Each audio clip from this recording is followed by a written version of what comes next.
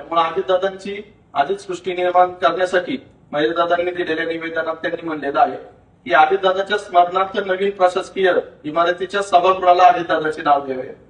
तसेच इमारतीच्या आवारात पिंपरी चिंचवड शहराच्या स्थापनेपासूनची विकासाची वाटचालची अधोरेखित करणारी अजित सृष्टी उभारावी।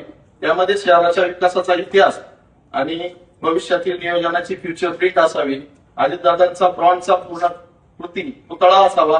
हे स्मारक पिंपरी चिंचवड शहराच्या विकास इतिहासाची साक्ष देणारे तसेच भावी पिढ्यांना लोकसेवेची प्रेरणा देणारे ठरेल अशी अजितदादांना खरी श्रद्धांजली ठरेल। तर आपण भाऊसाहेब, पक्षनेते, आयुक्त साहेब, आपण सर्वजण नवीन प्रशासकीय इमारतीला भेट देऊ।